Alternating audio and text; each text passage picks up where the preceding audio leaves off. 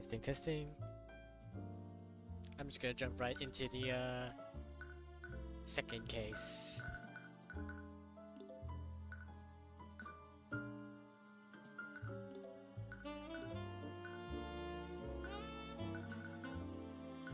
Sorry, I'm late. Very late. I'm just gonna get right into it.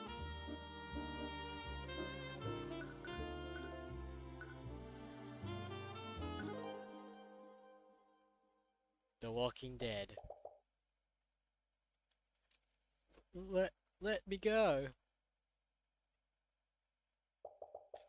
I'm not going anywhere until I see her. I'm sorry, Wallace, but she's already passed. There was nothing more they could have done. How? This academy teaches the best mages in the world. Are you telling me they couldn't do anything? Her condition was much worse than we thought. The kingdom's magic isn't advanced enough to treat something like this. Lucio Steelwind can rain meteors from the sky. Hello, welcome to the stream. William Frigga can teleport entire caravans across the continent.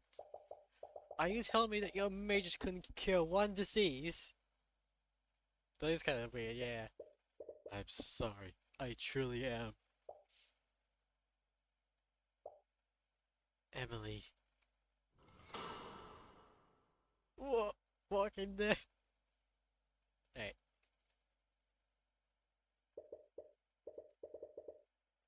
I'm sorry, Celeste, but there's no way out of this.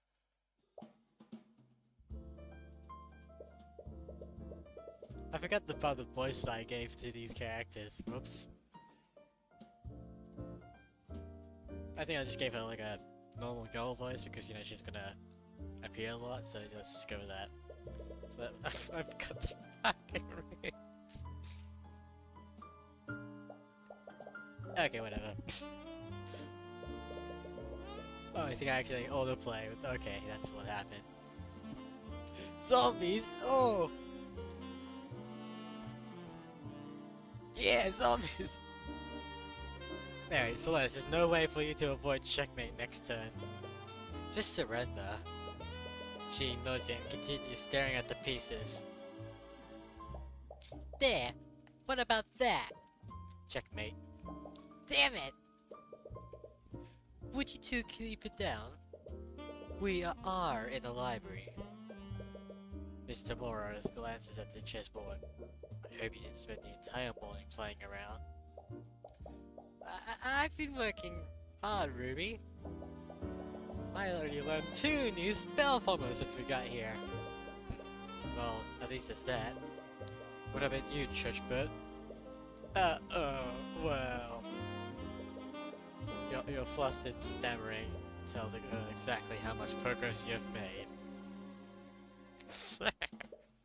I couldn't find any books about the subject we've been looking into. We spent the entire day combing through the kingdom's imperial library, researching the Eye of Horus. During Celeste's trial, you awakened to a new ability that you never used before. Up till then, you thought that the Eye could only see surface level thoughts. But during that moment with Garrick Pierce, the Eye of Horus was empowered, and he could see far more than usual. You told Mr. Tamora about what happened, and it made you both wonder what other hidden abilities the Eye might have. You both decided it's time to find out more about the Eye and its origins. This library supposedly held the kingdom's entire knowledge of magic and the arcane arts, but you couldn't find a single mention of any ability like the Eye. Does the kingdom seriously lack knowledge about it? Or do we need to look somewhere else? Are you sure you can't tell me what you're researching? I traveled around the world. I might have seen something like it. You entertained the thought for a moment, but I've never known her for very long. The Eye of Horus is a supernatural ability that can't be detected by a spell conjurer. You've always been worried about what the kingdom might do to you if they ever found out about it. So sorry, it's not something I can really talk about. Fine. If I had to guess, I would say they are looking for into supernatural phenomena. Ah! You and Celeste nearly jumped up your chairs. You look over to where the voice came from. She appears to be a student at the academy. How long was she there? You didn't notice her presence at all. You also feel like she looks oddly familiar. I'm terribly sorry if I startled you, but I couldn't help but overhear your conversation.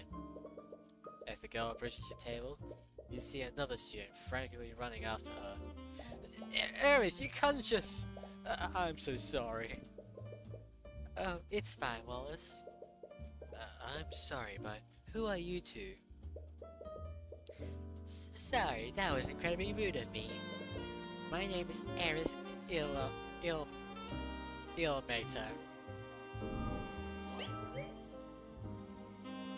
Cool. And this is Wallace Nightgrave. We're both students here. Hi. I want to see if I can give him like a bit of a nerdy voice.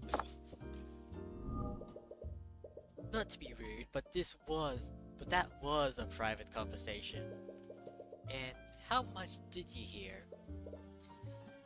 I wonder. Reading about the supernatural is actually a hobby of mine. I might be able to help you with your research, Mr. Cuthbert. And what makes you so sure that is what we were researching? Mr. Cuthbert has a bad habit of muttering to himself when he thinks. I assume that his research has something to do with the supernatural. You feel a piercing side glance from Miss Tamora. You avoid eye contact with her. But anyways, do you mind if I ask you a few questions? Of course, I'd be happy to help. Wait, fine, I suppose it wouldn't hurt. Just... wait, what was that? What was that? That was... What? Anyways, we're just gonna move on. Just remember to show some dissection, Tyrion. Right.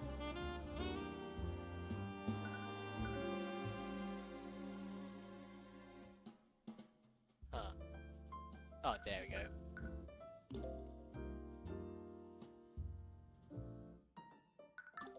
Alright, I was wondering why I couldn't work before.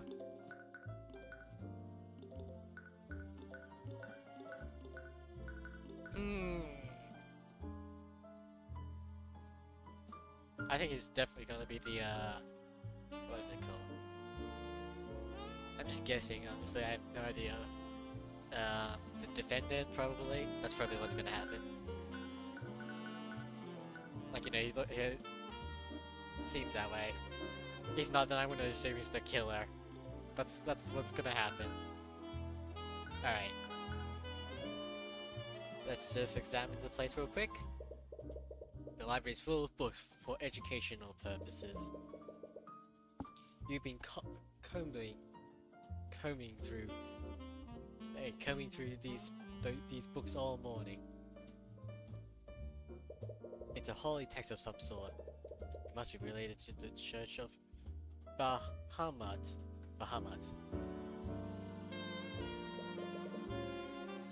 It's a globe of the world. It's amazing how many other nations are there aside from Wyvern. I've been to most of these places. You should come with me next time, Tyrion. That's a nice thought. Maybe you can travel with her when you're less busy. There's a note here. There's some sort of notice taped to one of the shelves. Due to constant misuse of Arcane Construct's voice system. Voice lanes can now only be set by Headmaster Redmond. You wanna know what it's referring to? Huh. Tables. It's a table for students to sit at. You've been sitting here with Celeste all morning. Right. I guess we talk? Wait, hold on, let me just double check one more time. Alright, that seems like it's anything else for me to examine, so let's just go back and finally chit chat to it. Ares, right? I don't know, let me just double check the name. Ares, right. Ares and Wallace. So you two are students at the Imperial Academy. Yeah, I can read. Yes, I am currently studying illusion magic. Illusions? That's the kind of magic that lets you turn invisible, right? Technically, yes, but few mages ever reach a level high enough for that. I'm a bit embarrassed to admit that I am not able to cast invisibility. That's still pretty cool. What about you, Wallace? Wallace has his own unique field of study. It's probably not your place to pry.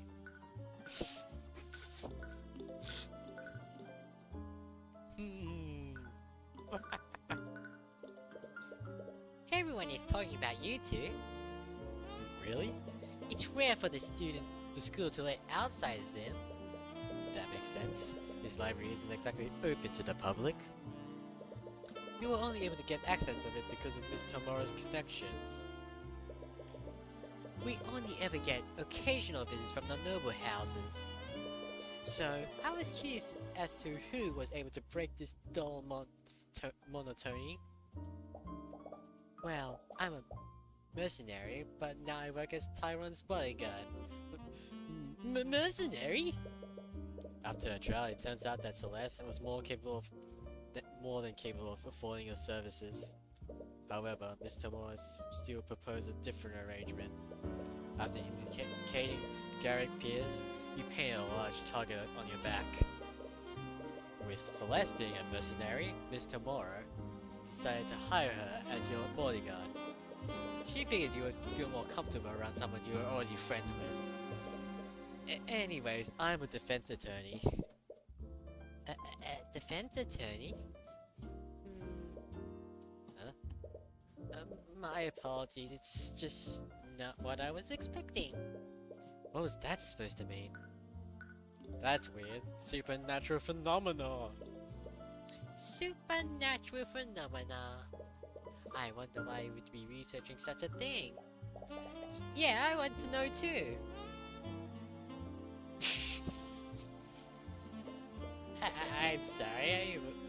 I'm sorry, but I can't really say. Regardless, there are many spells in this world. So, why are you so convinced that this phenomenon wasn't produced by a spell? What we're looking for into doesn't seem to follow the classic rule of magic. Oh? How so? Please tell me.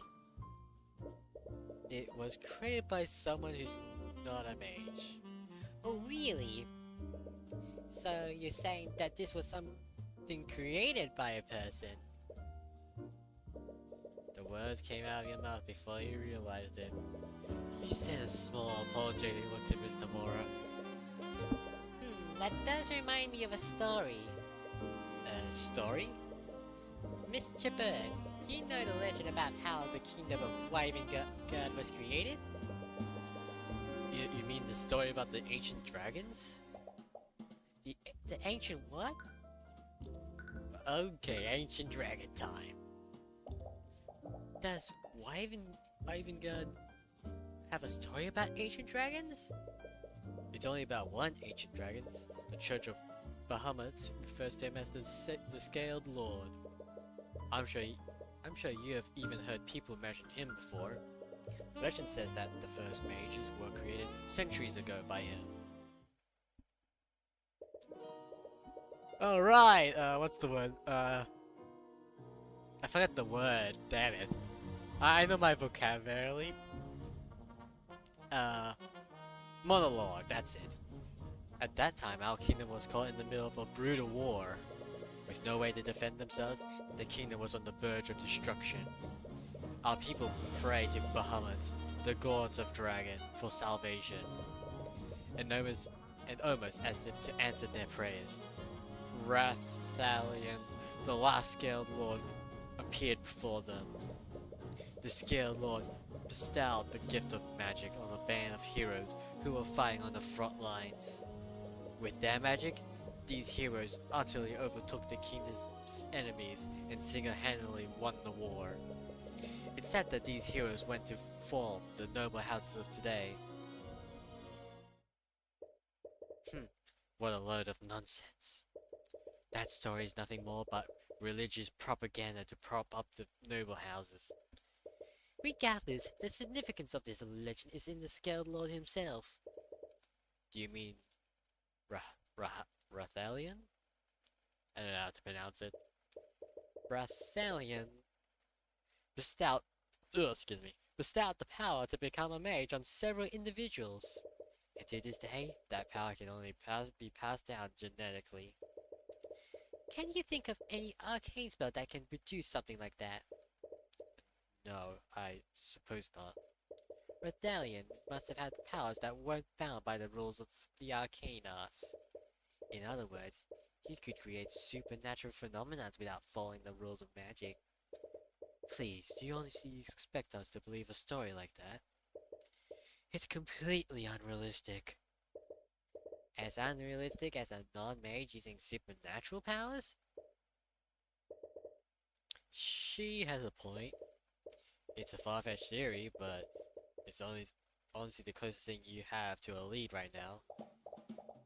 Oh, of course, it would be you making all this noise. Suddenly, a woman who appears to be an instructor approaches you. She looks upon each of you with an equal amount of disdain. Professor Bellwether. Catherine Bellwether. Occupation, professor. Alright. That is Professor Bellwether to you. But didn't he just call you? I knew letting you ramble into our walls would lead to nothing but trouble. You even started associating with our malcontents. The headmaster gave us express permissions to be here. If you have any issues with that, take it up with him. I'll have you know that I was on my way to do just that. Wallace? Yes? How am I supposed to understand you when you're stuttering? Yes, Professor Bellwether. Straighten out your uniform and fix that awful hair. You look like a street urchin. But I suppose it's unreasonable to expect anything more. As for you, I'll be on my way. Yeah, what was that? That was... I don't understand what just happened there. Is it like a fast forward? I don't know. What a bitch. Celeste! I'm still trying to figure out the voices. Oh, come on, we were all thinking it. Anyways, with that out of the way, shall we begin?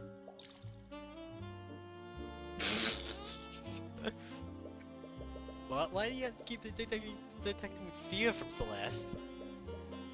Wallace, you finished this week's assignment, haven't you? Would you mind helping Celeste with her research? I don't know. I don't know. Now that you mention it, I could really use some help with finding a specific spell formula. You know your way around here, right, Wallace? Okay. And trying to figure out the voice. I don't know, good. My throat kinda. Don't worry, Miss Tamora. I'll be more careful from now on. Please do. I still have some business to take care of here, so I'll leave you all to it. You spend the next few hours searching through the library's book with Eris. You haven't thought to look into the ancient dragons, and the library had books about them in abundance. There was one problem though. There are a lot of myths and stories about the ancient dragons, but it's pretty difficult to tell facts from fiction with these accounts. It can't be helped. The Church of Bahamut is the dominant religion of our kingdom. We have the bones of dragons displayed in museums, but those bones are the only widely known evidence of the dragon's existence. Except for Rathalion, possibly. I wonder if he's still alive, like he said. I wouldn't be surprised. Despite everything, our kingdom constitution still includes him in our government. Wait, really? As the savior of our kingdom, he and his kin were given the honorary positions on our political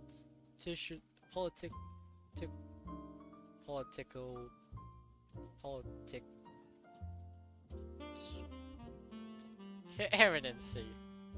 But ignore what I just said the second last word. Political. It was political. I was overthinking it. Anyway. The ancient dragon's authority technically rivals that of King Oliver. Wow, I had no idea. How have I never heard of this before? To be honest, that law is just a way to revere him and appease the church. Well, Rathalion couldn't... Oh, I'll be right back.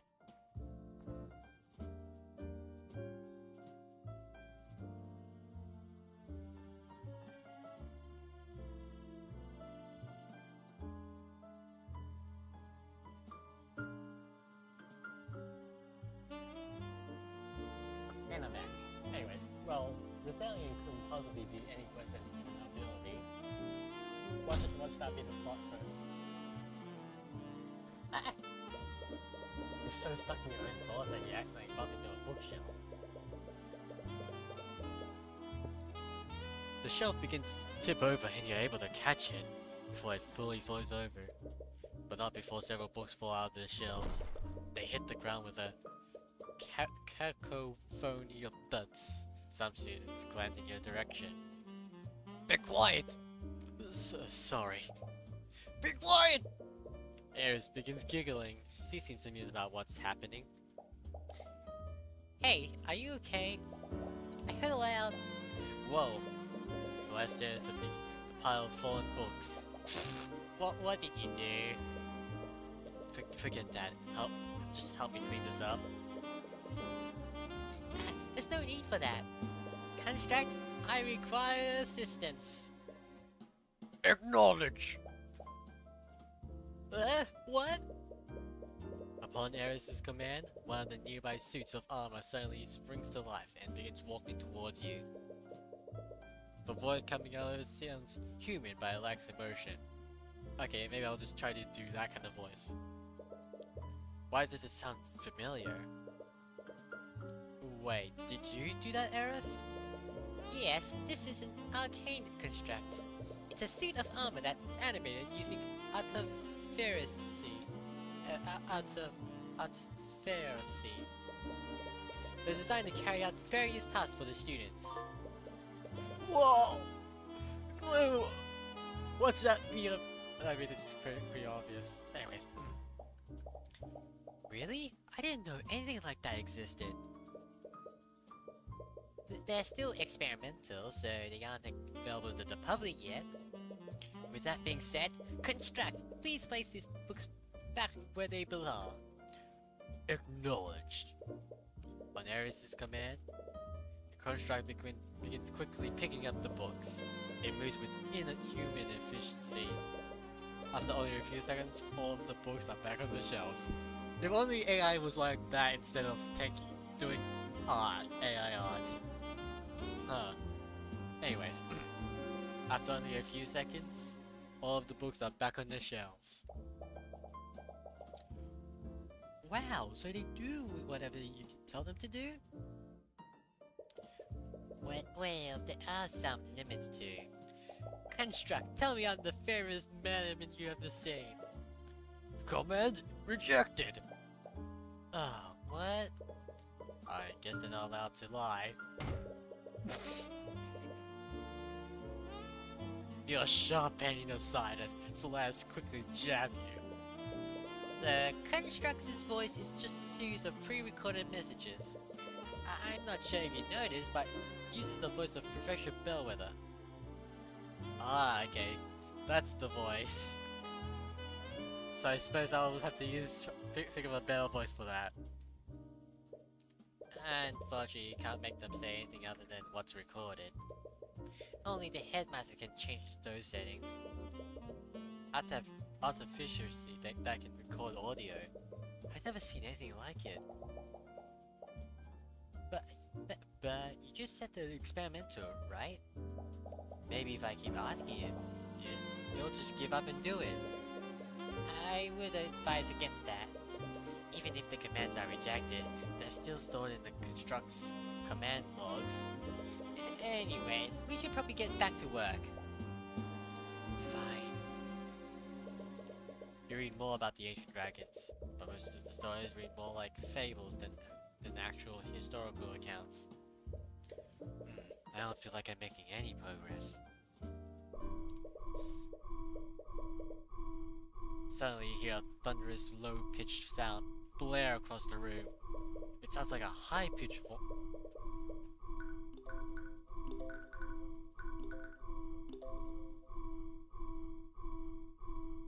Excuse me, what? Anyways, it sounds like a high-pitched horn, but with its volume turned up to unnatural levels. What? Celeste, do you hear that? How can I not? What is that? You didn't touch anything you weren't supposed to, right? What? Of course not! It finally stopped. Ares? Wasn't that the lockdown system? Yes, I believe so. Lockdown system? The Academy is outfitted with a large artificery system. In a state of emergency, it will erect a magical barrier throughout the building. State of emergency? Should we be worried? Don't worry, the lockdown is designed to keep everyone safe. We're safe as long as the barriers are up. But Miss Tomorrow said she was going to do something on the campus. I'm terribly sorry. You suddenly hear a disembodied voice echo through the library. It sounds like it's being projected magically. It's the headmaster! He's using the intercom system! Students and faculty, please remain calm. There's been a murder on the Academy grounds. What? Please stay where you are and wait for law enforcement to arrive. Damn it, we have to get out of here. I'm afraid that's not possible. The lockdown system protects and locks each room. We can't leave this room until it's deactivated. Well, we won't know until we try. You run to the entrance and begin frantically pulling on the door's handle. You try and put all your strength into prying it open, but it doesn't even budge. Tyrion, stop! I like this expression. It's basically like... Alright. Tyrion, stop! But Miss Tamara, I know that you're worried about her, but there's already been a murder. We don't know where the attacker is, or if they're still armed. The best thing we can do right now is stay here and wait. She's right. Damn it!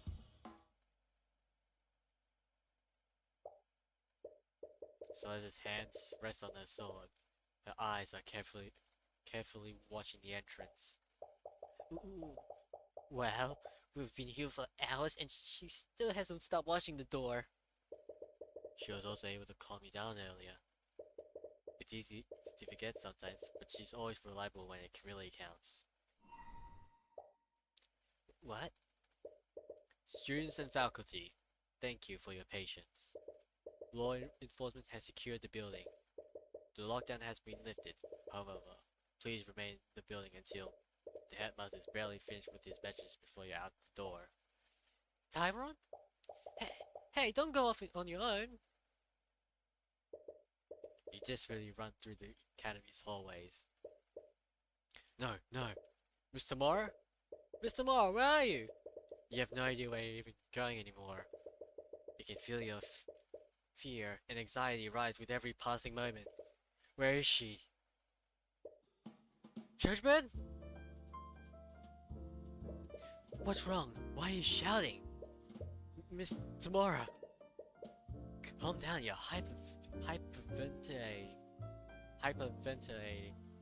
I can say words. I heard there was a murder and I've been looking all over for you. And you were worried about me? I just... You hug Miss Tamara tightly as you overcome with emotion. She's usually not receptive to affection, but you didn't care. You're just relieved that she's safe. Tyrion, there you are! And you're crying. Sorry, I didn't mean to worry you so much. We heard the announcement. Do you know what happened, Ruby? I do, but... You see Miss Tamara glances at Wallace for a brief moment. For now, I think we should head to the foyer. You arrive at the foyer and see the room swarmed with a legion of familiar knights. Is that the Inquisitions? Don't tell me. The headmaster mentioned there was a murder on the campus. Someone used magic. Hey, you there! As you enter the foyer, Commander White notices you and begins marching in your direction, but his attention isn't focused on you. Huh? Are you Wallace Nightgrave? Yes, but... By the authority of the Wyvern Crown, I'm placing you under arrest. Hey, what are you doing? You three? What the hell are you doing here? You said he was under arrest? Okay, yeah, he's the defendant. That was like my first guess, so... Yep. I mean, it should have been obvious. On what charges? This kid is charged with the murder of... Huh! Alright. Catherine Bellwether. What? Wasn't that the profession you met in the library earlier? Like hell you're arresting him? He was with us in the library for the entire morning. There's no way he could have murdered her. Move aside, Celeste. But... Mr. Moore is right. If Wallace is a suspect, we can't stop the Inquisition from arresting him. No. Don't worry, Wallace. We'll get to the bottom of what happened. Without a word, Wallace allows the Inquisition to drag him away. My apologies. I'm going to go and check on him. This is terrible. I still don't understand. Why would they suspect Wallace of all people? I'm not so sure myself. Unlike most magical homicide, this girl is filled with plenty of mages. There has to be a long list of suspects. Isn't there anything we can do? I'm gonna go investigate what happened. Churchbird. Yes? He hasn't accepted you as an attorney yet. You don't even know if you'll be working this case. But I know that he's innocent. I just can't sit here and do nothing. Well, I clearly can't stop you. But please remember that being an attorney is your job. It's not charity work. Don't come crying to me if you run out of gold. Right. Anyways, I still have some business to take care of in the city. Will you two be okay with handling this? Yes, we'll take care of this. Good. I'll leave everything to you then. Alright, let's go, Celeste. Right!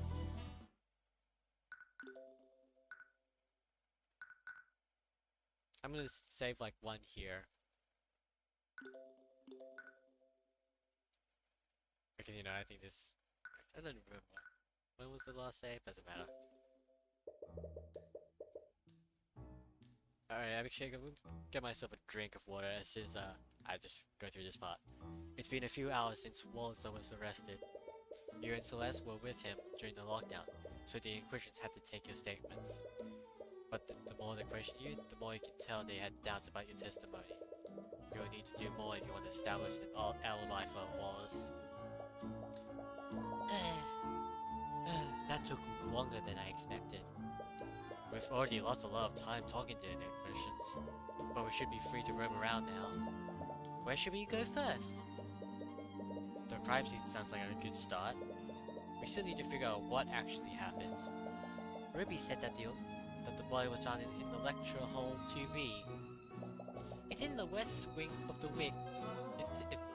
It's in the west wing of the school. Alright, that seems like a good place to start. Alright, I'll be right back real quick. Got thirsty.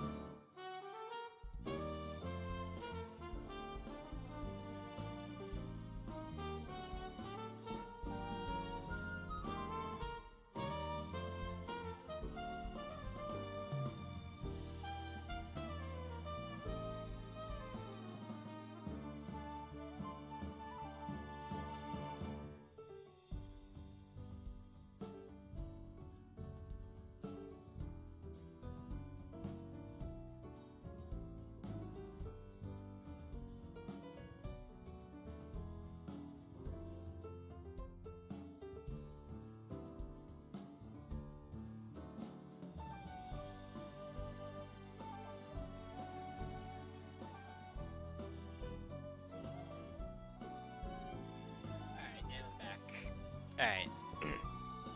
So let's start with examine. It's a statue. This writing on the platform it's on. Gillian Cummins, the inventor of the early artificery. So this guy is the one who invented it. Who would have thought that we could use machines to harness magical energy? Artificery is a truly marvelous invention. With it, anyone can utilize the convenience of magic without having noble blood. Although, the expense of owning artificery presents their own barrier. But that expression on his statue, it kind of looks like he doesn't want to be here, even though his statue is huge. He does give off that attitude, doesn't he?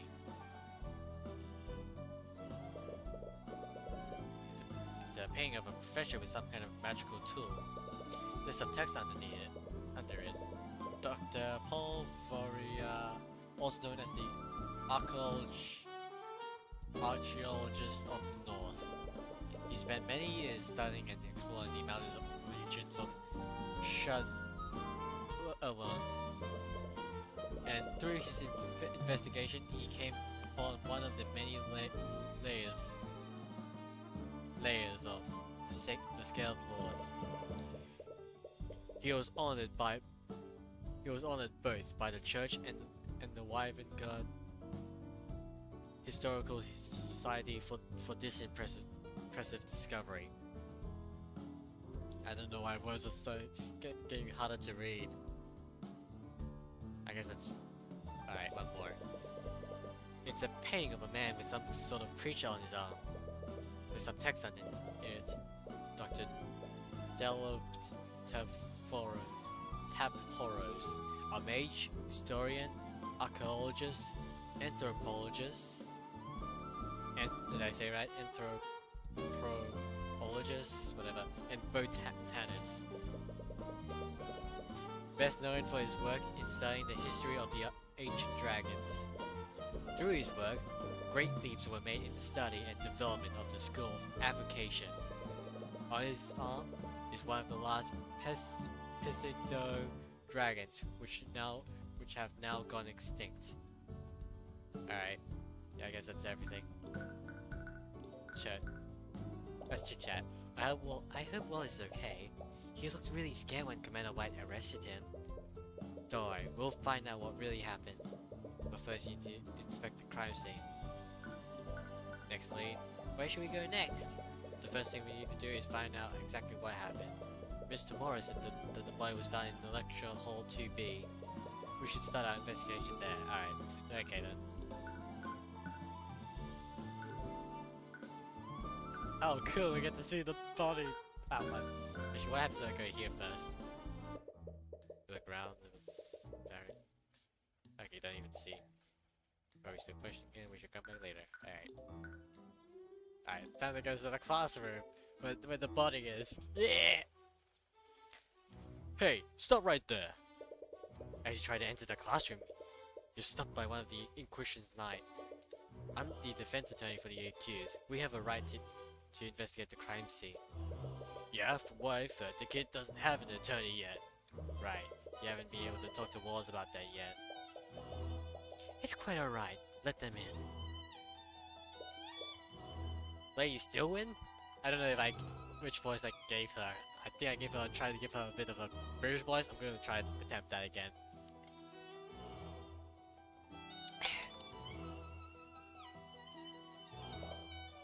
Do not call me that. While you work under me, you address me as Prosecutor Stillwin.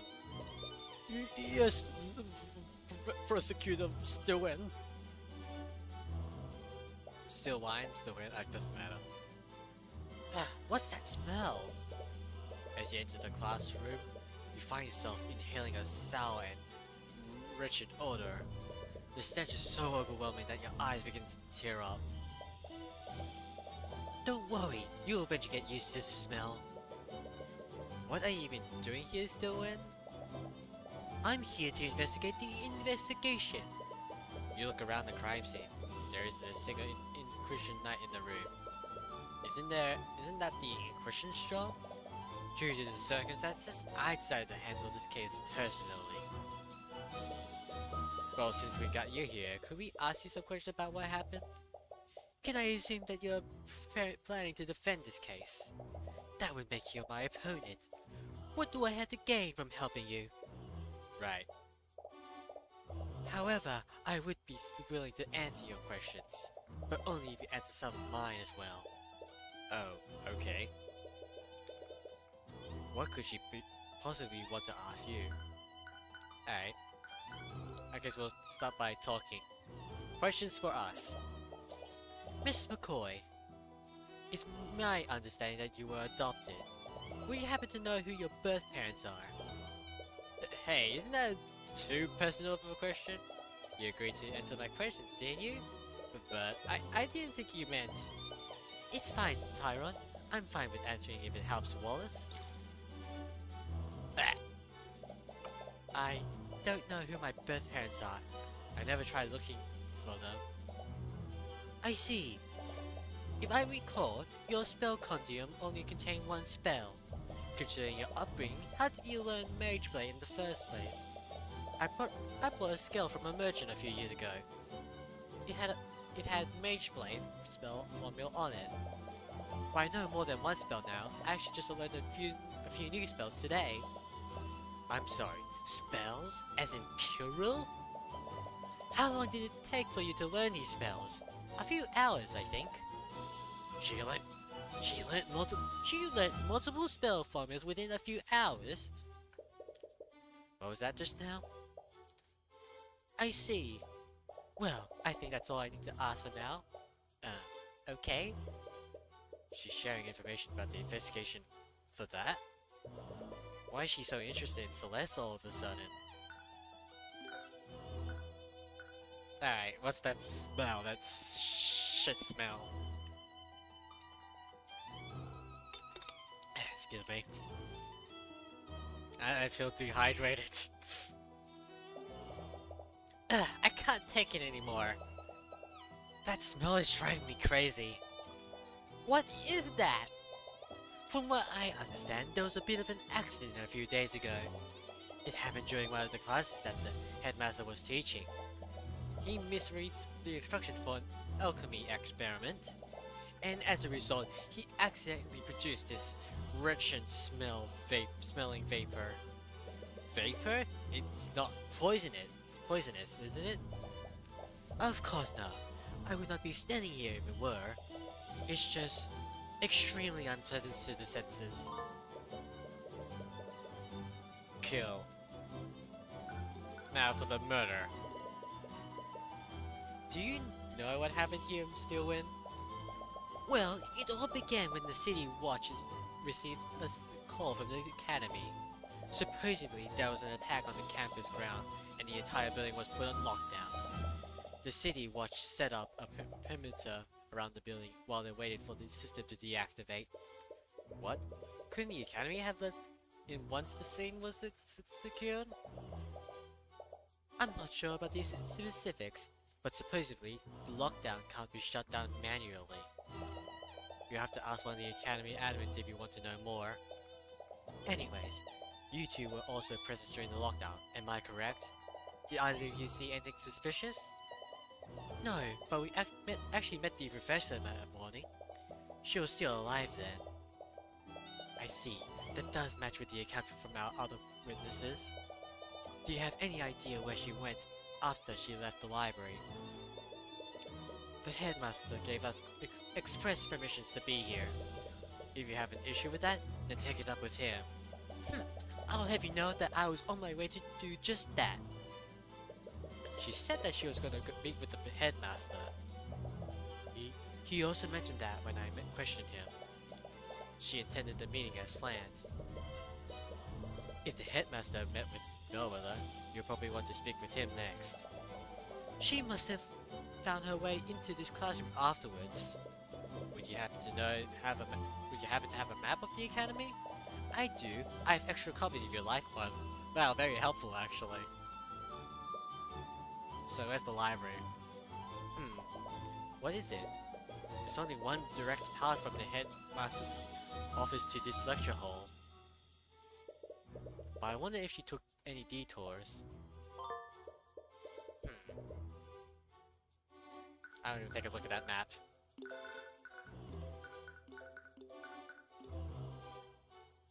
Headmaster's office. Where's the library? Oh wait. There it is. There it is. Huh.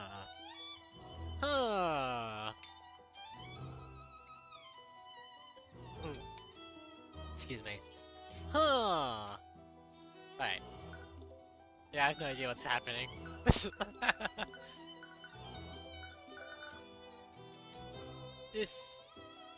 is interesting. You're saying, you know.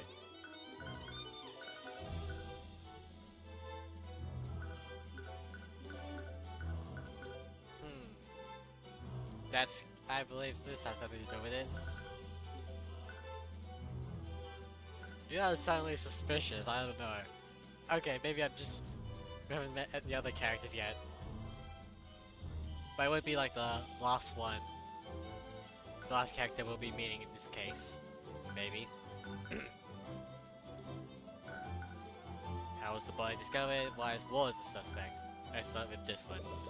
Do you know how the body was discovered? 2 members of the kitchen staff spotted her collapsed in this classroom.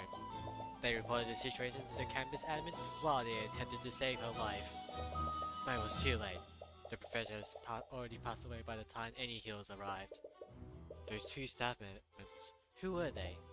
I believe their names were Valentina and Verily Innes. They're apparently sisters. Orm was the one who collected their statements. Do you notice anything off about their behavior? From what he said, they had a few quirks, but nothing too suspicious. Quirks? He told me they were running and spinning around him during questioning. What does that mean? I have no idea. Perhaps they was too on edge after finding their co-workers murdered? You'll definitely want to speak with those staff members. Yeah, this is getting complex already.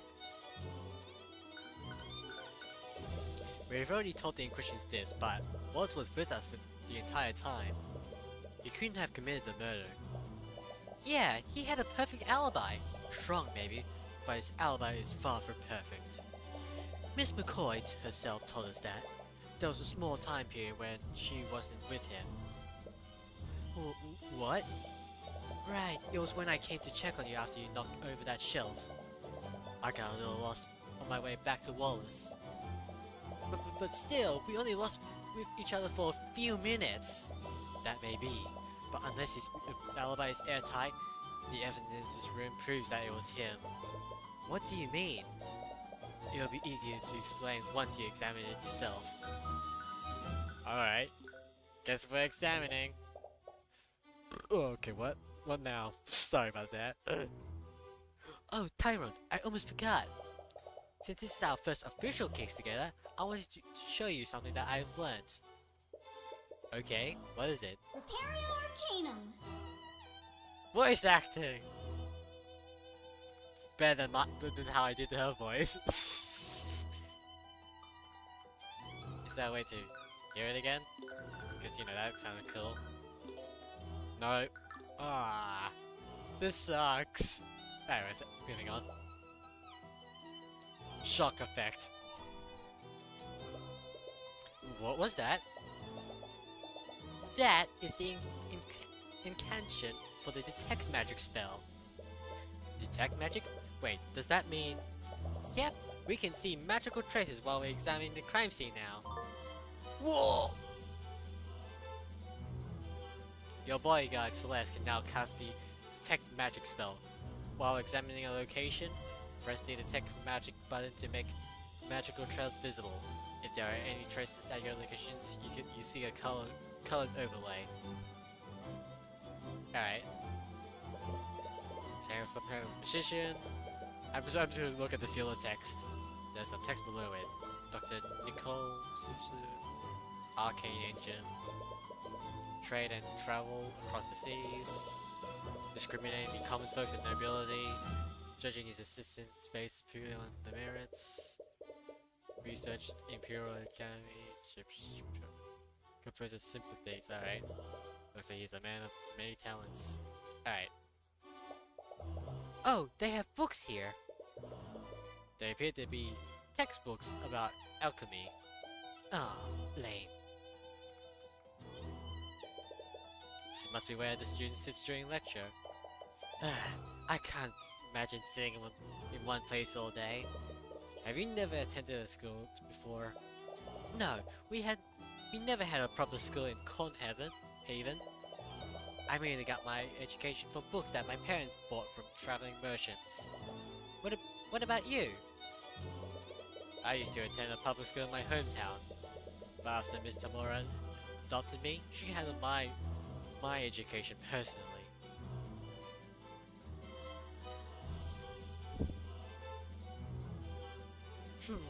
Homeschool? Pathetic. I can't believe the professor's dead. We just saw it this morning. There's a chalk outline around where her body was. It appears that most of the blood came from a boydom. Is that where the fatal wound was? There's a lot of blood in this puddle, but there's no trail leading to it. And there aren't any magical traces anywhere else in the room. I doubt the murderer used magic to clean it. Does that mean that the murderer attacked her in this room? Maybe, but it's hard to imagine. It's hard to say for certain. Blood stain around the body, under the body. Alright, Arcanum. Okay, I need to hear it again. Ah. Repario Arcanum. Oh yeah, that was actually pretty cool. Anyways, there's two. Huh! Let's start with this one. What? What's wrong? There's a trace of necromancy on the body. Necromancy? Isn't necromancy the type of magic that creates undead? She's not just gonna get up and walk away, right? We're honestly not sure. That's part of the reason why I stationed myself here. But why does that have to do with Wallace? Oh, you didn't know? Wallace Nightgrave is a necromancer. Migrate! Of course. He's a... what? We believe that he drained her life forces, completely using a necromancy spell. That's why there's no invisible wounds. Here is the autopsy report. It'll tell you everything that you need to know. Data 201, but in the modern day, even the Inquisition doesn't commonly deal with necromancy. They're all on edge about what other spell he might have used. So, I'm here to make sure that nothing unholy happens to the body. You can't believe it. You heard of stories of necromancers before, but why would Wallace be studying something like that? But even if Wallace is a necromancer, aren't there plenty of other mages who can cast necromancy spells? This is an academy for mages after all.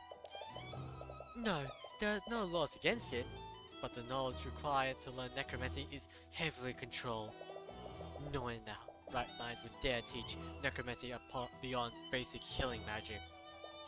Frankly, I'm surprised that even one student in school was allowed to learn it. I can see why. But because of this specific piece of evidence, we know that he's the murderer. But it's still too convenient. That's the first time you ever seen a thought from Stillwind. Normally, you can only see the thoughts of people who are stressed or excited. You doubt that Miss Stillwind is excited. So is something causing her to be stressed? Is there something you're not telling us, Stillwind? Because something tells me that this case is as straightforward as you claim it is. If you truly believe that, why did you prove it? Yeah, I can't see any more thoughts from her. She must be subconsciously guiding her mind now. But she's clearly hiding something. And what is this? There's a trace of illusion magic next to the body. We believe that the suspect donned an illusory disguise immediately after murdering the victim. Using his disguise, he secretly made his way back to the library unnoticed. Assuming that Wallace isn't the murderer, the real killer must have used a similar disguise. Which means that no one would have seen them leave this classroom. It would be hard to find any witnesses that saw the perpetrator. Huh. Is that everything? Oh, there's windows. The lecture hall has a window with a view. I feel like I'll just stare outside all day if I had to attend classes here. Didn't you just say 10 seconds ago that you hate sitting in one place all day? You're not much of a student, are you? I can't. Okay, there we go. I just can't spend hours sitting in one place. I need to move around. She was pretty angsty while you were studying in the library earlier. How have you learned so many spells if you're so distractible? I don't know. I just learned the spell formula and cast stuff. I see. Is that not normal? It is very much not normal. You brat.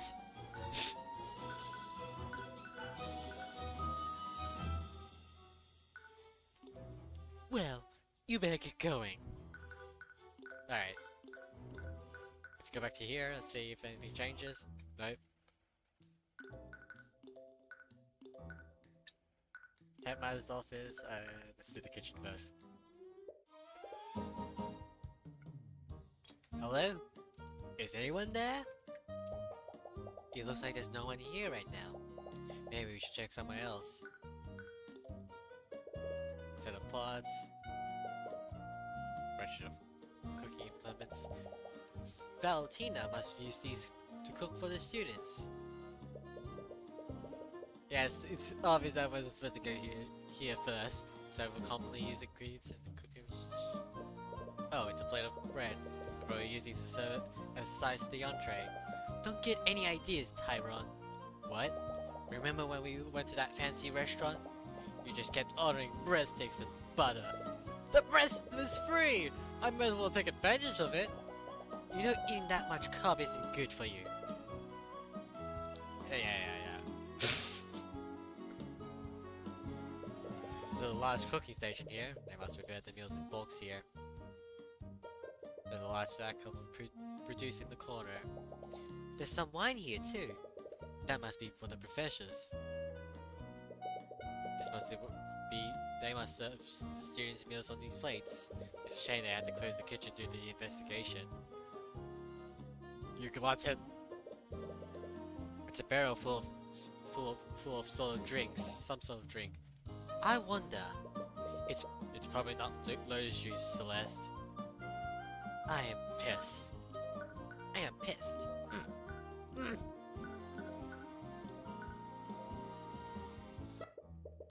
You follow the map that Stillwind gave you, and you arrive at the headmaster's office. Oh, hello there. I wasn't expecting guests today.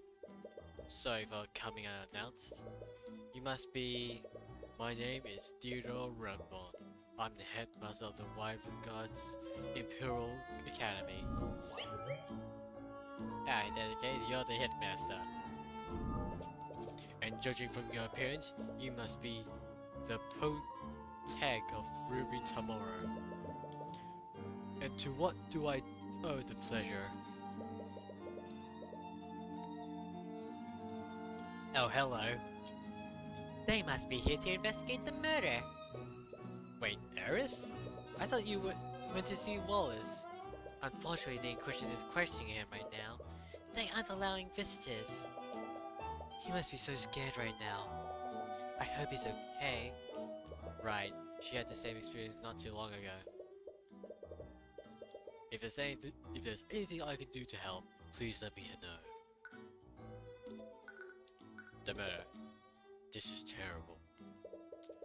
To think that one of my prized students would be accused of murder. We heard your voice on the intercom when the lockdown happened. Are you the one who triggered it? Yes, I activated it when I received a call from one of the staff. They reported that Professor Bellwether has been attacked. How does the lockdown system work? It's an artificial network that covers the entire academy. In the event of an emergency, I can activate it using the stone. The headmaster pulls out a glowing stone from his desk. You can hear the hum of magical energy emanating from it. Once activated, the system creates a magical barrier throughout the building. It's designed to contain and protect each room in the building. Could a powerful mage breach any of these barriers? I doubt it. The barriers can withstand a great amount of force. They even block mages from teleporting through them. And once activated, even I can't turn it off for an hour. Huh, okay.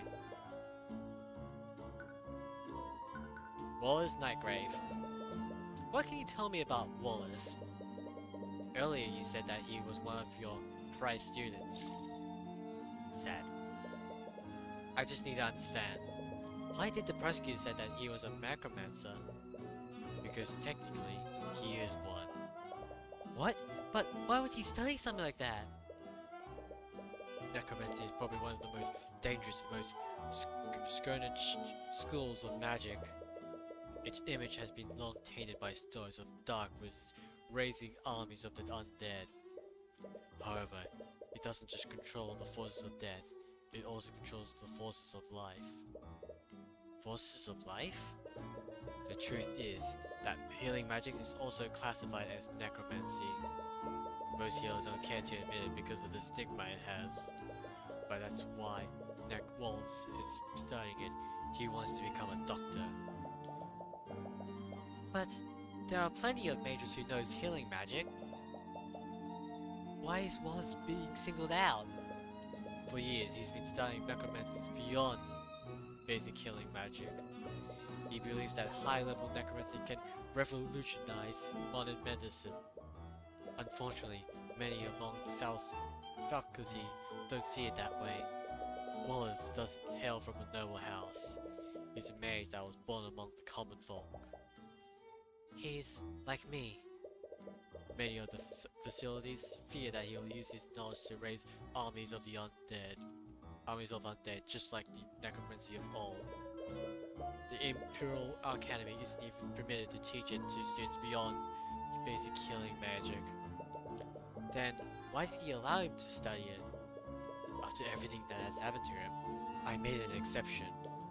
Everything that has happened to him? I'm not at liberty to say more.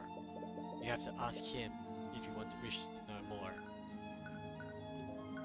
Wallace spell continuum. If you plan on defending Wallace, you'll need his spell continuum. Am I correct? Yes, having a client's continuum is instrumental to equating them. You may find that a bit difficult. You see, after a certain incident, he destroyed his continuum. What? Why would he do that?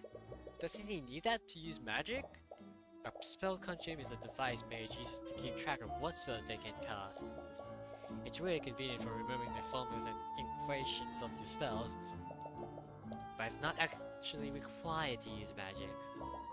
I thought of destroying mine a long time ago, but they're really expensive. Luckily, I have an untainted spell continuum right here. I'll be more than happy to give you it if it helps Wallace.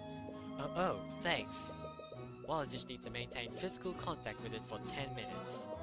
After that, the continuum will attune to his magic. Just make sure that you don't let another mage like Celeste hold it. Once it attunes to a mage, no one can use it. Oh, cool. Wait, but how did... Wonderful! Alright!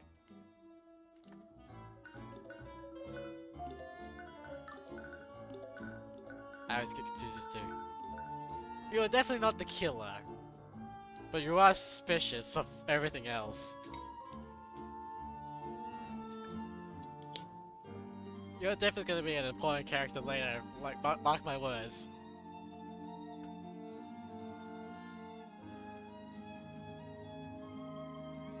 Like, okay, yeah, I'll admit, I was wrong about thinking about you being the killer. There's no way at this point. Like, come on, there's no way.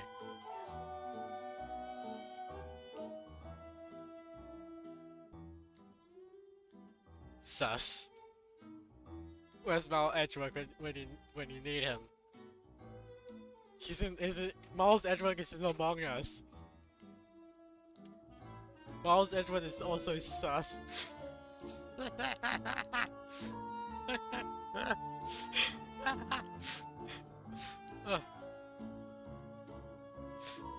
Okay.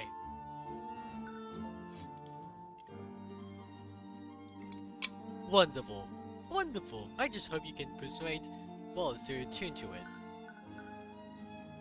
That was weird. Catherine Bellwether. What can you tell me about Catherine Bellwether? Wow, that was a whole mess of emotions. She was rather unpleasant to work with. Can you think of any enemies she might have had? You might as well list everyone who attended this school. Eris. It's best to be blunt with these sort of things. As you saw this morning, she had a pretty abrasive attitude towards the students. Many people in this school did not care for her. But maybe she wasn't the nicest person. But wouldn't that be enough to motivate someone? But would that really be enough to motivate someone to murder her? She would often target and harass students, especially those who were from the common folks. She even made a habit of expelling those students for minor infractions. For commoners, magic can be our ticket out of poverty. I can imagine how it would feel to have that opportunity unfairly taken away from you. She put so much pressure on those students. Some of them even left the academy of their own volition. They couldn't handle her constant verbal abuse. Even then, would that really be enough to motive to murder someone? Commits murder? The human psyche is a fragile thing. It's astounding what someone might do when pushed far enough. What about her relationship with the facility? In some cases, it was worse than it was with the students. She would often treat staffs like her personal servants. Holy shit, this woman is actually a bitch, huh? I received many complaints from them about her behavior. Sorry if this sounds rude, but why didn't you just find out if she was such a big problem? She used her position to curly favors with the noble houses over the years. As you can imagine, the Academy's board is controlled by the nobility. If I ever tried to remove her, that would probably support her over me. Huh. The meeting. Yeah, okay. I heard that you had a meeting scheduled with Professor Bellwether this morning. What time was this and when did the meeting end? Our meeting was scheduled for noon. She arrived on time and left our meeting lasted until 1 p.m. Did anything seem off about her to you? No, she seems to be her usual self. You detect a trace of fear, or was it nervousness? If you don't mind me asking, what was the purpose of your meeting? We met to discuss routine administrative matters. Despite our personal disagreements, we knew to stay civil when discussing professional affairs. But to be perfectly honest, it did always feel like I was treading on eggshells when speaking to her. But you were her superior, weren't you? Didn't she respect your authority? We had many arguments about how I was managing the academy, and she was very vocal about her distaste for the common folk students. She was difficult to say the least. Anything else? No. Alright, time to examine this place. It's waiting for someone, he's like some kind of person. That's Professor Lucas Gilbert. Okay, he was an instructor here many decades ago. He was well beloved by the students here. Last name Gilbert. And he was quite the accomplished scholar. And this was all despite him lacking the ability to use magic. He studied magic without actually being able to use it? Yes, he was quite remarkable. Unfortunately, we lost him to illness very early in his life. Huh. It's a paying of a mage, but he doesn't quite look like a noble. Oh, that's Jason Stillwin, one of the chosen mage of the Scale Lord. Wait, Stillwin? As in... Yes, he's the earliest recorded ancestor of the House Stillwin. Legend says that the Scale Lord bestowed his power upon him and his allies to create the first mages. Wow, it's hard to even tell that he and the prosecutor belong to the same bloodline. As with all the noble houses, House Stillwin had quite the humbling beginning. If only they remember where they came from. Table. It's a small table for guests. Is that wine? No, actually it's just apple juice. Most of my guests are students after all. That's cute. Well, honestly, wine tastes bad. I don't like wine.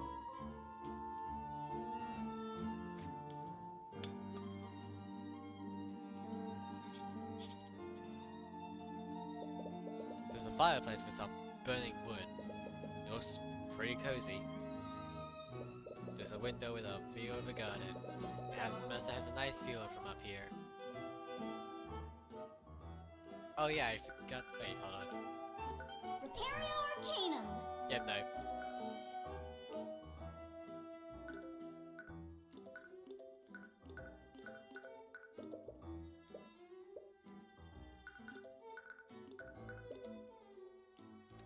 Okay, Stillwin told us that he had a little bit of a mishap in Lecture Hall 2B. Yes. I was filling in for the alchemy instructor when I accidentally misread the instructions she left. I'm quite embarrassed to admit that my old age is catching up with me. Whoops.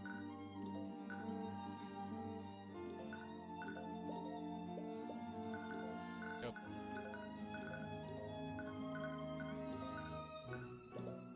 It's quite a terrible thing that happened. To think that someone would commit murder within the academy. Using necromancy no less. Yes, it's all a lot to take in.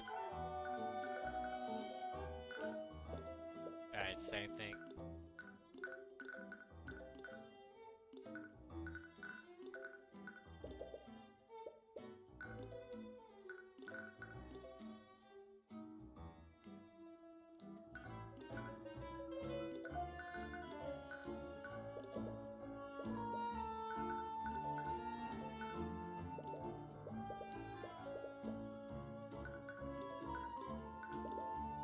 The Imperial Academy is quite big when I look at it.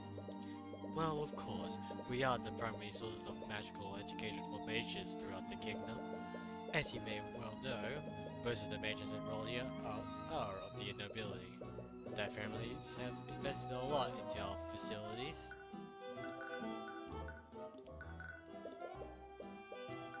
That's not why I'm into press.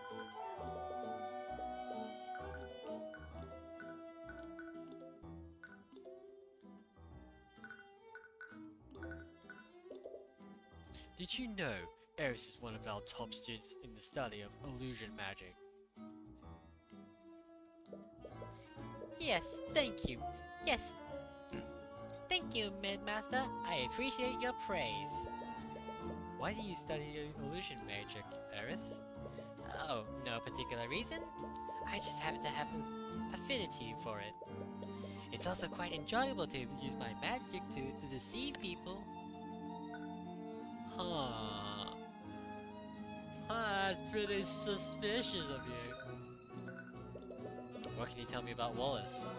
Well, you said... okay, it's a similar thing.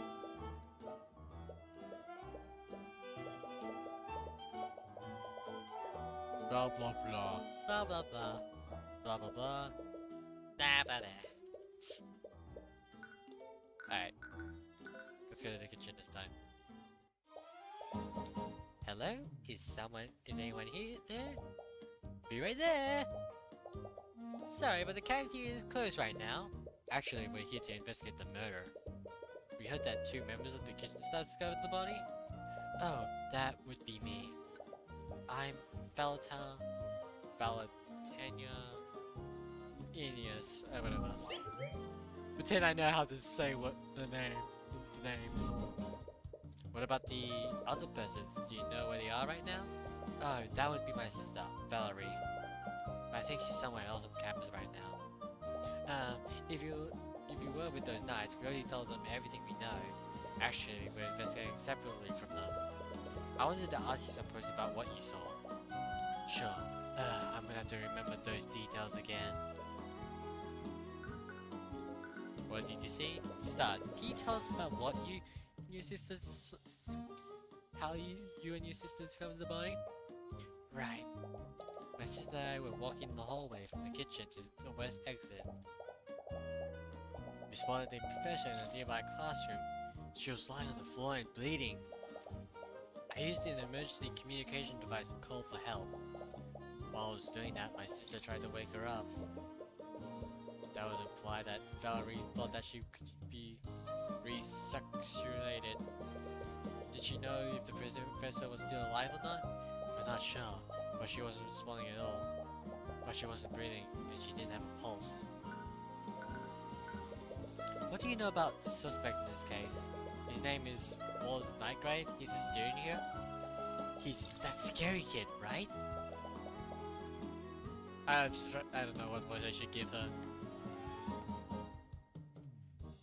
The one that raises undead? Those are just rumors. He would never do something like that. But he studies necromancy, right? Have you actually met him? No, but I heard the rumors. He's always hanging around the cemetery. I'm sure he's just biding his time, waiting for his chance to raise an army. It can't be helped that people think of him that way. But it can't help but feel a little annoyed on his behalf. What can you tell me about Catherine Bellwether? Yeah, another set of complicated emotions. Well, I guess there was no point in hiding it anymore. She was a horrible person. She was really terrible to all of us. academy staff? Yeah, she always treated us like her personal servants. Sometimes she'll make a mess on purpose just so she can order us to clean it up. This probably sounds terrible, but I'm sure a lot of people are glad that she's gone. I just hope we can still keep our jobs. Interesting. Now why would she be worried about that? Did you ever feel like your job was at risk because of bad weather? Yes, actually. She was actually planning to fire all of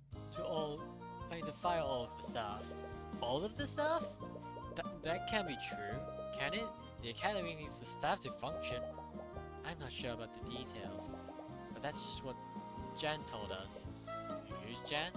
He's one of the academy custodians. We could probably find him cleaning the holes if you find him. Look around.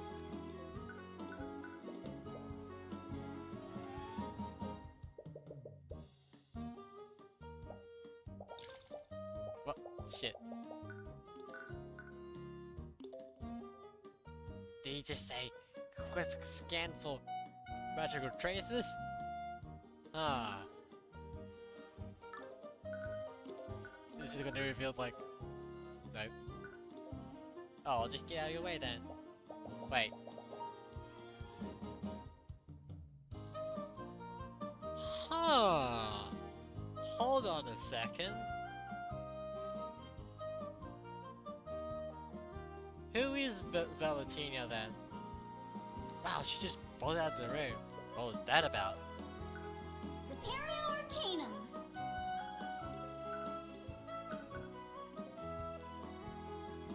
This is just getting more and more suspicious. I have no idea what the fuck is happening.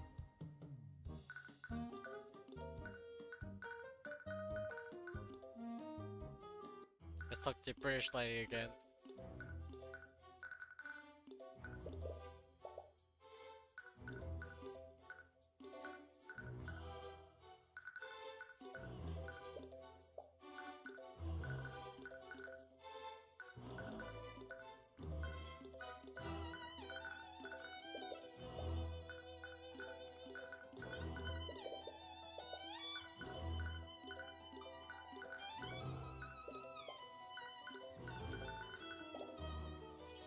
I was expecting to meet you here, Mr.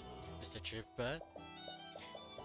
The Imperial Academy isn't exactly open to outsiders. Mr. Mora used her connections to get us access to the Imperial Library. I see. We originally came here to do some research, but I never expected to get wrapped up in another homicide. What kind of research were you doing? Don't bother asking, he won't tell you. I'm glad to see you under less dire circumstances, Miss McCoy. Are you accompanying Mr. Cuthbert on his investigation? Yeah, I'm working as Mr. Tyrion's bodyguard now. I see. Well, you certainly have the credence for it. Although, I'm surprised he's able to afford your services. What's that supposed to mean? I mean, no offense, but work like this does appear to be below Miss McCoy's pay grade. Yeah, I was surprised too. But Ruby pays me a lot to protect this guy. Ah, Ruby Tamura is paying you. I suppose that makes more sense. Anyways.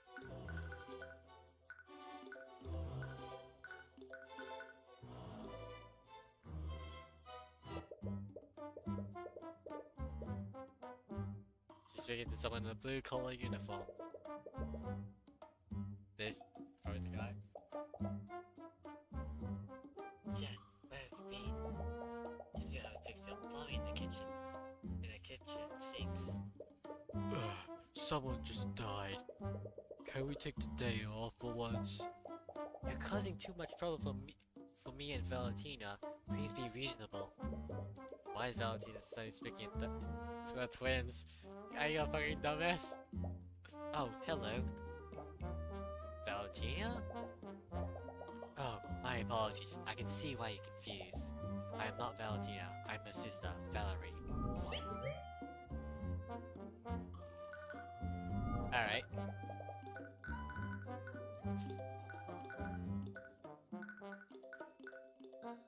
You're suspicious. Are you trying to trick us or something? You look exactly the same! You remember reading about something like this before? You two are identical twins, aren't you? You're both genetically identical to each other. Yes, we are. Wait, this means she was the one who discovered the body alongside Valentina.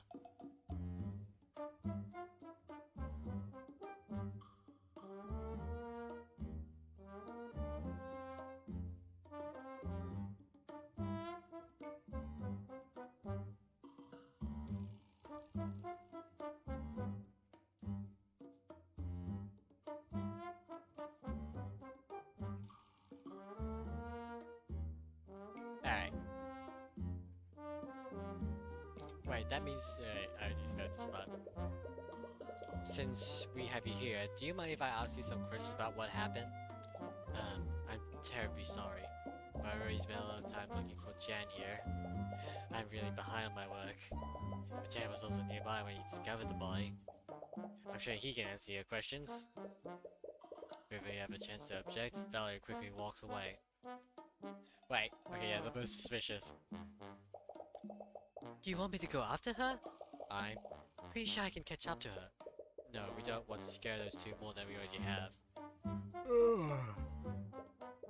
Anyways, Valeria said that Jan was around when the murder happened. Maybe he saw something. Jane Hughes. Occupation? Custodian. Kill. Jan, was it? Do you mind if we ask you some questions about what happened? Really? Well, whatever. At least I have an excuse to take a break now. Alright.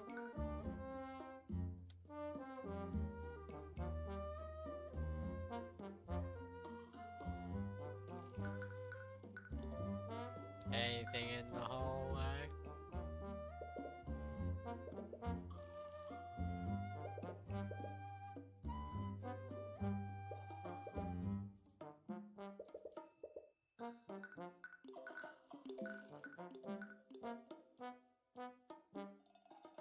That makes sense. I was stupid. I mean, what? I didn't see anything stupid. What are you talking about?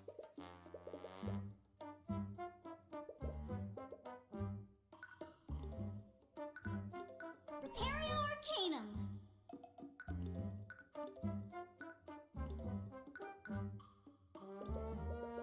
So, Jan, are you part of the staff here? Yup, I'm a janitor. I clean and I do odd jobs here and there.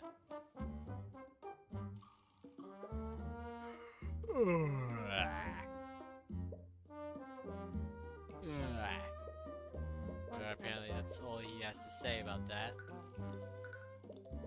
Valerie mentioned that you were close to Lecture Hall 2B before they found Bellwether. What were you doing when the twins discovered the body? I was cleaning the halls.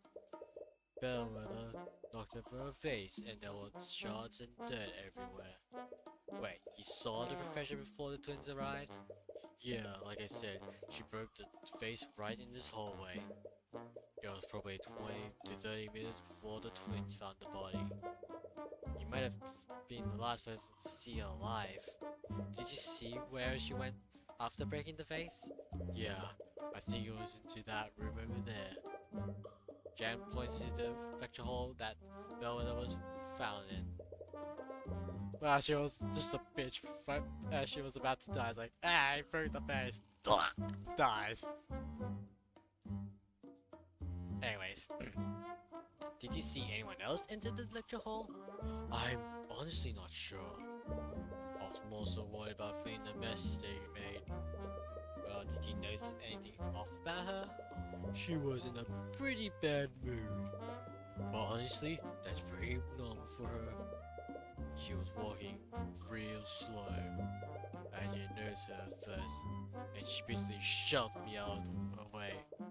After that, she knocked over that vase, and I didn't even say anything after that, but she yelled at me to be quiet.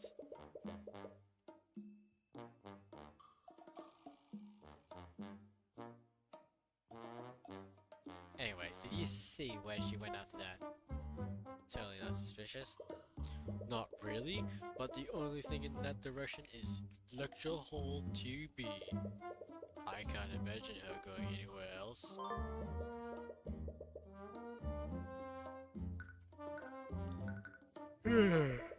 Now I'm starting to get yawning, like for reals, damn it. Don't make fun of me.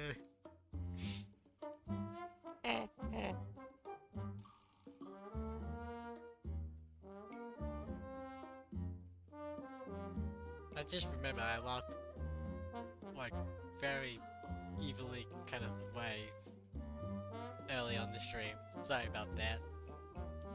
Nah, not sorry. What can you tell me about Catherine Bellwether? I heard that she had a pretty bad relationship with the staff. She had a bad relationship with just about everyone. Students, the other teachers, I can't imagine of many people who actually did get along with her.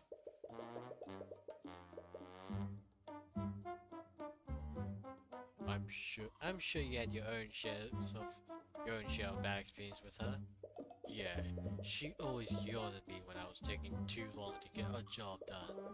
I hate to say it, but things are a lot more peaceful around here without her. That's fun to say, at least. To say the least. But you can't exactly blame him for thinking that. Well, Latinia mentioned something interesting. Did you tell her that Bellwether was going to fire the academy staff? Oh yeah, I remember that. What made you think that she was going to do something like that? You know those arcane constructs in the library? Bellwether was the one that ordered them. Oh yeah, they're so cool! Well, a few weeks ago, I overheard a meeting she was having with the headmaster. From what I heard, she was planning to order more constructs and entirely replace the staff. Oh. Wow, this is just like AI. Whoa! Crazy guys, it's current topics 2024. AI. Well, I'm sure the headmaster rejected her proposal. I don't know, from the way she was talking, it sounded like he didn't have a say in the matter. Hold on a second. Fuck, wait.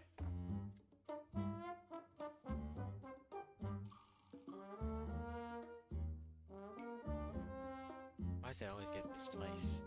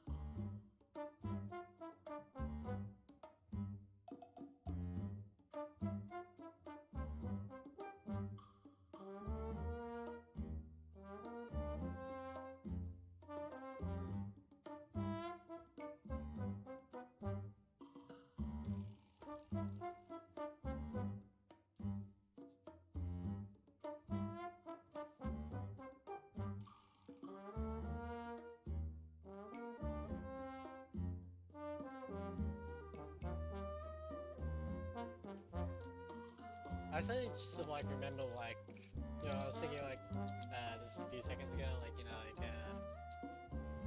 yeah, like I like to imagine them like in their heads like singing the,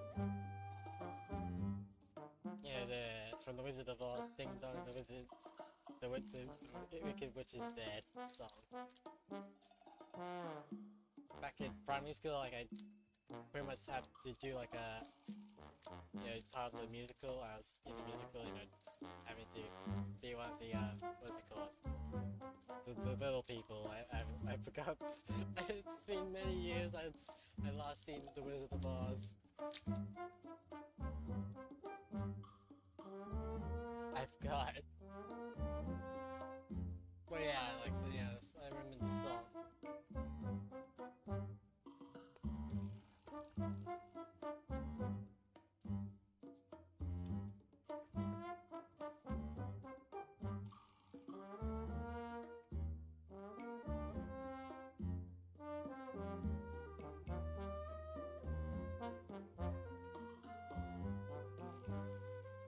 I don't know, from the way she was. I already said this, but only the headmaster would have used only to find the style. Why would she be that confident? I don't know. Don't know. All I know that she hates having common folks in the school, even among the staff. She was really miffed that he was hiring common folks from the community center. Oh, like shit.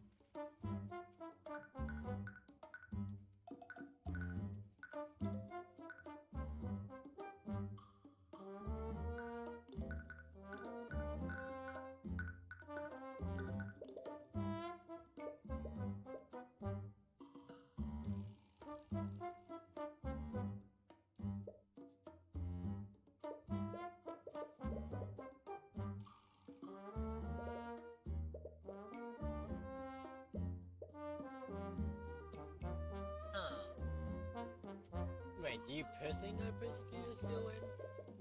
She studied here a few years ago. She always helped me out with her magic. I miss that.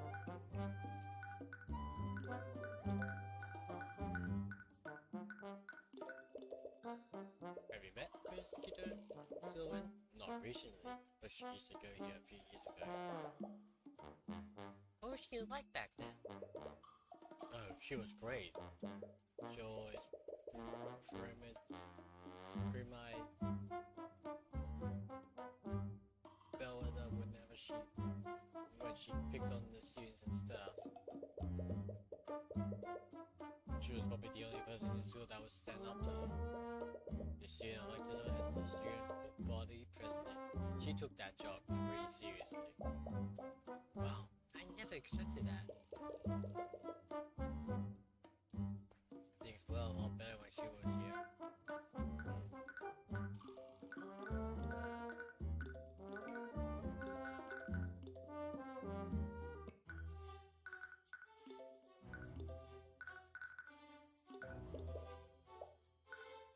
Damn.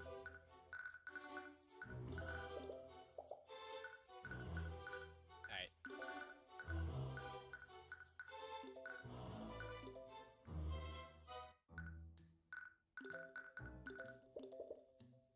What can you tell me about this? Oh my bonus. Ah, you serious?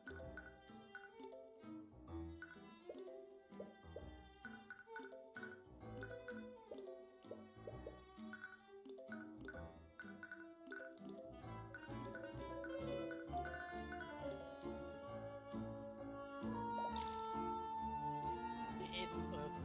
My life is over. What? Who are you? What do you want? Honest, it's Celeste and Tyrion. From the library, remember? Oh, right. How are you doing? Really not well. Please tell me you're gonna get me out of this. I keep telling them I didn't do it. But they still won't let me go. I'm sorry, boss. But they found traces of necromancy on the body. And because of that, they're gonna push your case to a trial. What? Are they gonna execute me? This can't be happening. I can feel those walls closing in. I can't breathe. Please calm down. We know that you're innocent. That being said, will you let me represent you in court? Oh, right. You said you were a lawyer, but I don't have any money to pay you with. Don't worry about that. For now, let's just focus on getting you acquitted. What? Do they seriously want to help me? But they want something from me, but... Well, I guess it doesn't matter anyways. It's not like I have anything else to lose. That's not exactly the reaction you're expecting. But at least he's cooperating. Again, the book. What can you tell me, bud? Right. Alibi? I don't understand. I was with you in the library the entire time. But do you still think I'm the murderer? It makes no sense. Unless...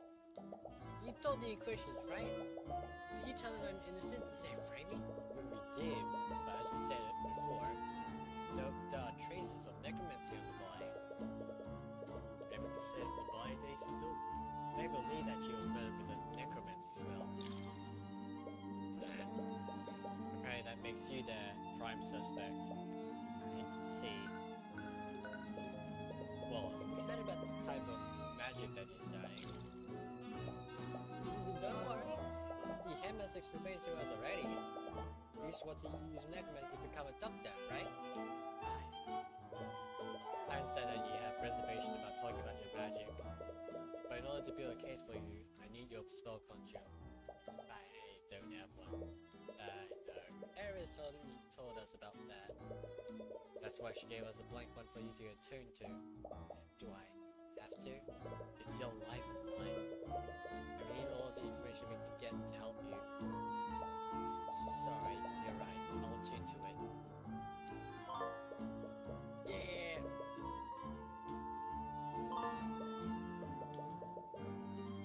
Alright, let's see each one.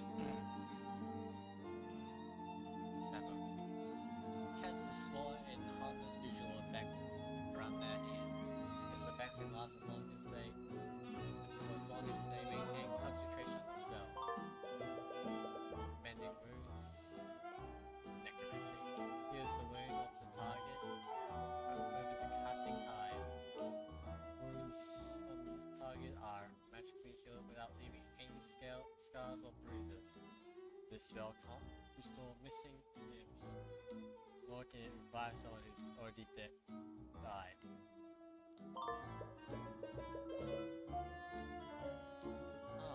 Alright. Illusionary disguise. Places an illusion on the target to completely change their visual appearance. The disguise moves with the target for the duration. The disguise can make the target look 1 feet larger or smaller. Elements hidden by the spell are made invisible, and elements created by the spells are purely visual. You cannot make physical contact with it. Revive. Floods the target with life energy in an attempt to resuscitate them. It does not heal wounds sustained. Results may vary, but it cannot restitute someone who has been dead for more than a few minutes. More than a minute. Animate corpse. Reanimate the target using life energy, creating an undead minion for the duration. The minion follows the caster's orders, but its intelligence is limited and it cannot speak. The minion can end the spell prematurely, but will only do so if ordered to by the caster. Once the spell has ended, the undead return to being a dead body. Necropolite puts all the life energy from the target, resulting in instant death.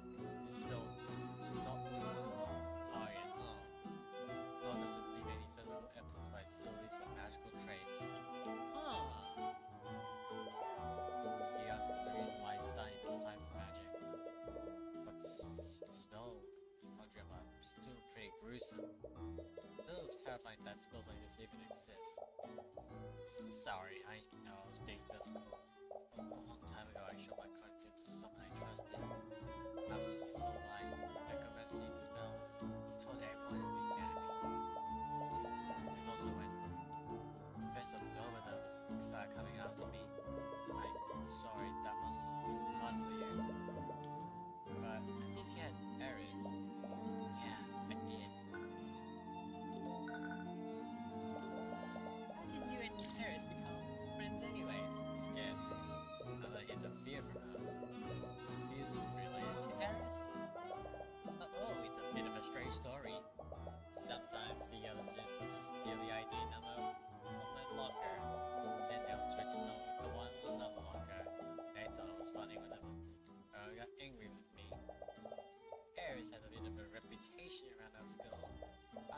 I'm not sure why, but everyone was scared of her, even the students from the nobility. It was probably due to some baseless rumors. One day, someone switched my name, claimed it's hers. I was so scared when she approached me. I couldn't even say anything. But she didn't get angry like the others. She just apologized and gave me back my nameplate. After that, she randomly started talking to me whenever she saw me. We became friends after that. That's nice.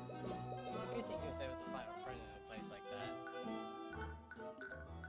Necromancy. So I had to ask, if it's caused you so much trouble, why is this studying necromancy? I want to use it to become a doctor. The headmaster told us the same thing. But we could have stopped after learning the healing spells. Why are you learning spells that can steal people's life forces and raise undead? Life and dead are two sides of the same coin. That's the key principle behind necromancy. The first undead was actually a failed attempt to resurrect a human using magic. Wow, I never knew that. Right now, basic necromancy can only heal injuries and wounds. But I can't do anything for diseases and deformitaries. If I could just keep studying, I know I could create a new type of necromancy. One that can cure diseases and save lives.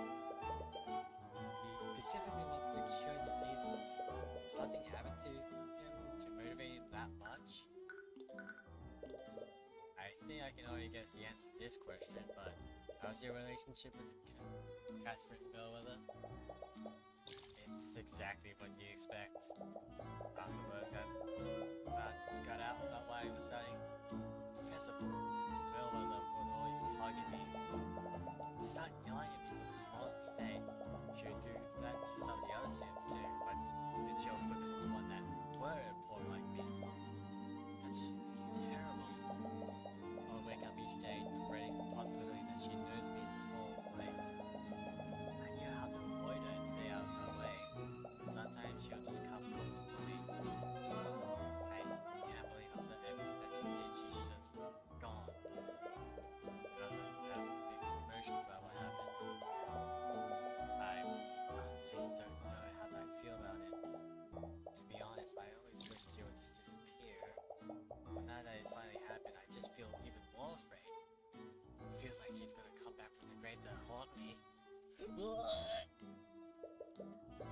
with Bellwether gone, his trauma still probably linger.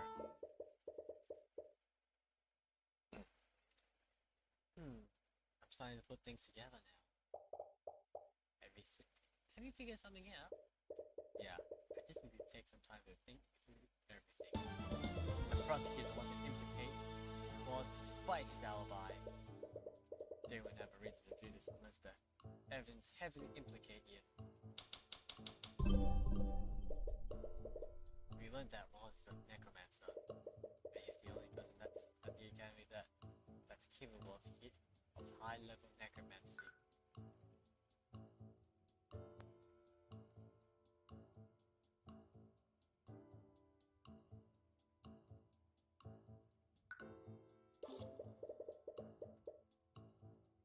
No. Wallace is the only person that studies high-level necromancy at the academy.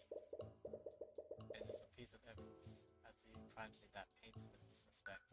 What?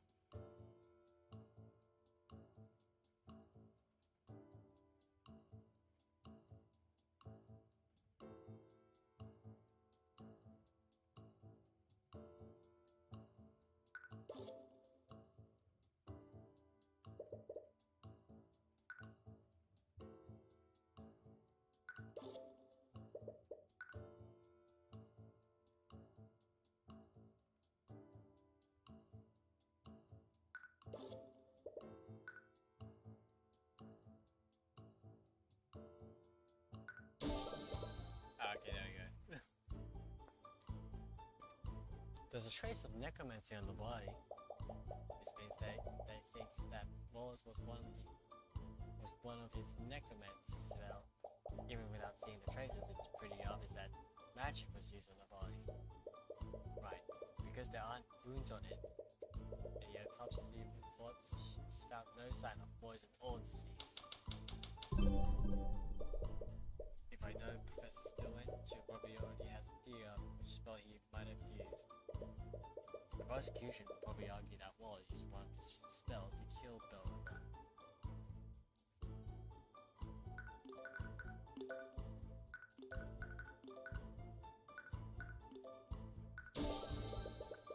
They'll probably say that he used nectrolyte. That makes sense. Nectrolyte would have drained the life force from the body.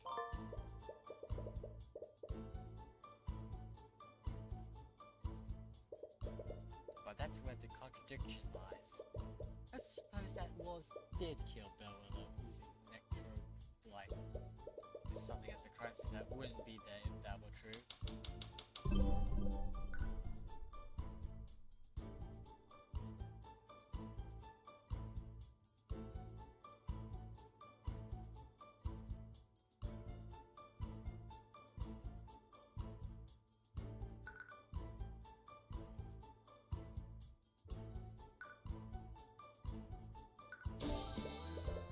Nectrolyte is a spell that doesn't inflict any visible wounds. There shouldn't have been any blood on the body. But then, what really happened? That's the last piece. And if I have to guess, the information we need is being hidden by one of the witnesses who discovered the body. Valentina. She's definitely hiding something. Do you notice how she reacted when I asked you to scan the room? Yeah, she ran away. She didn't even try to be subtle about it. The way she reacted, I think she might have been trying to hide herself from your detect magic.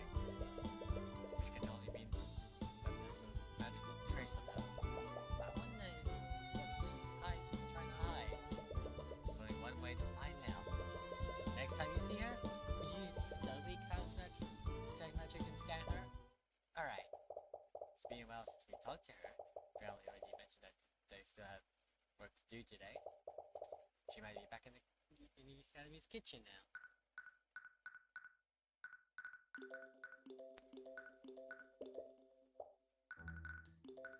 Alright.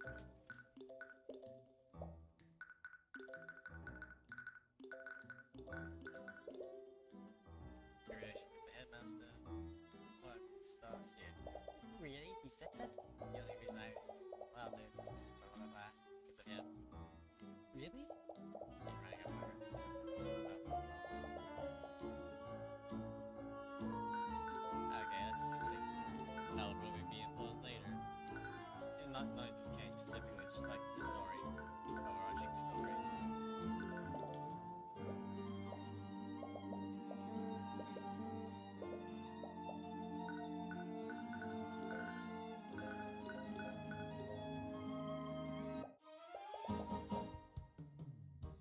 Those two are finally gone. I can finally get some cleaning done. Okay, there she is. Okay, there she is. Use detect magic to scan her from here. Right. Stretch out the visions like you always do. I knew that. Alright, here goes. Yes, head, whatever. What the? There's a trace of magic on her. I knew it. Which girl of magic is it? It's necromancy. There's a trace of necromancy on her. What?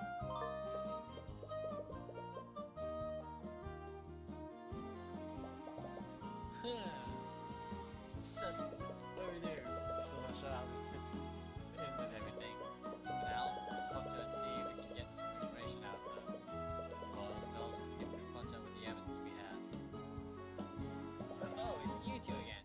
The back? Okay, just relax. All I have to do is repeat what I told them last time.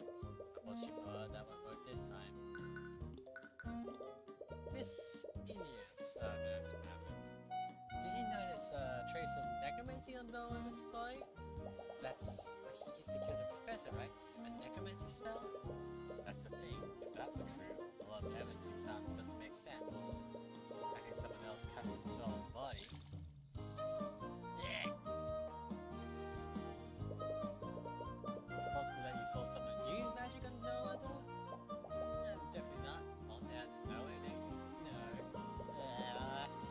I thought so. Our open book now. Maybe behind an argument? Oh yeah, it's time to argue with someone! Yeah. If you beat her in an argument, her thoughts might show you what she's thinking and hiding.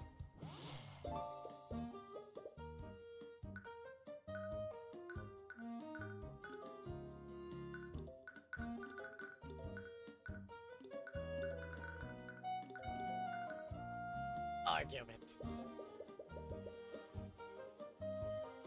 She could have one over there, she's like, oh, I found one. Why is she hiding?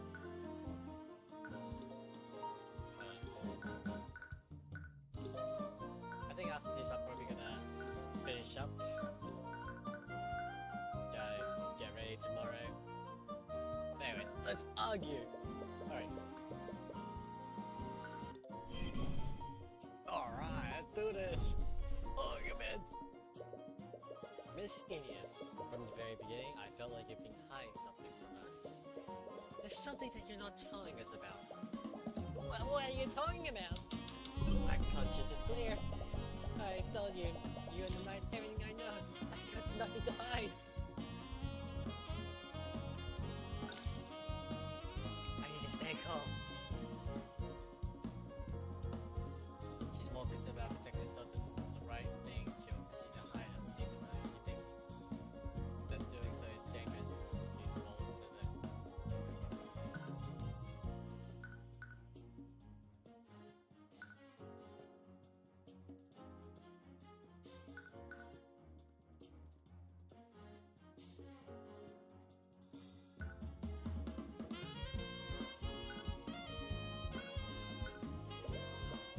Miss Ineas, what you're saying and what you're thinking are clearly different. What does that even mean? Oh, well, I don't even know what you're talking about. Ah, shit. But I'm telling the truth.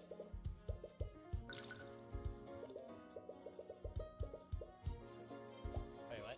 Did I effectively press the same thing twice? Okay, no, I suck.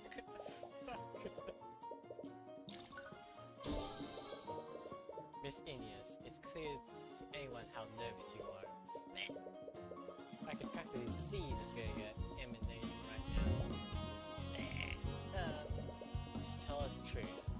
It'll be a lot easier for the both of us. Let's say I were hiding something, which I'm not, by the way.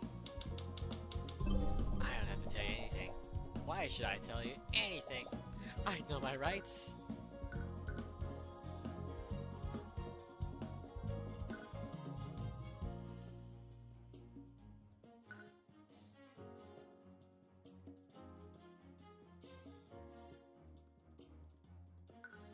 You're already giving your statements to the Christians. If the truth comes up, what do you think they'll do once they realize you lied to them? You're already giving your statements to the Christians. If the truth comes out, what do you think they'll do when they realize you lied to them? Who are you protecting, Miss Ineas? You talk a big game! But I bet you can't actually prove anything, can you? You think I'm lying to protect someone? I don't know anyone who could use magic. I don't even know any mages. I definitely didn't see anyone use magic on the body.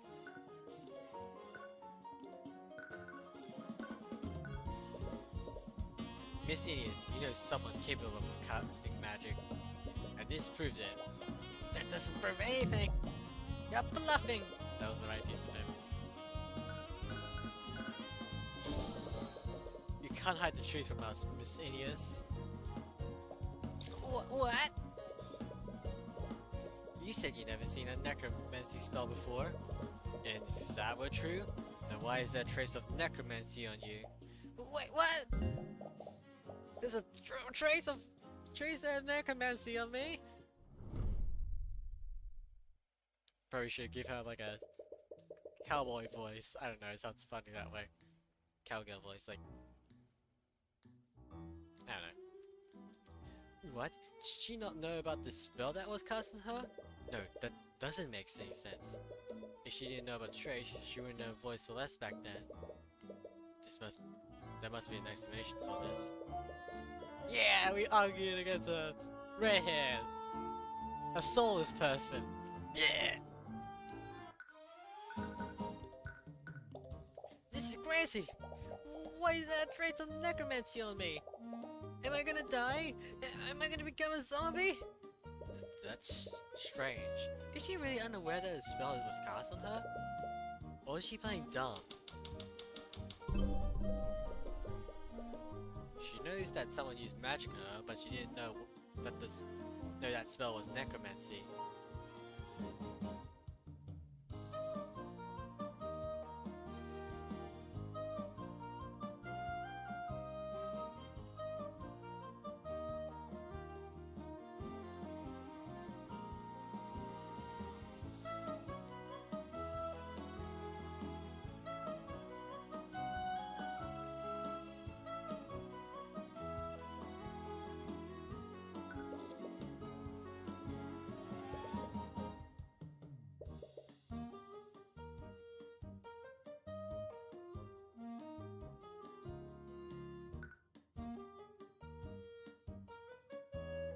Alright, let's see, can I figure this out?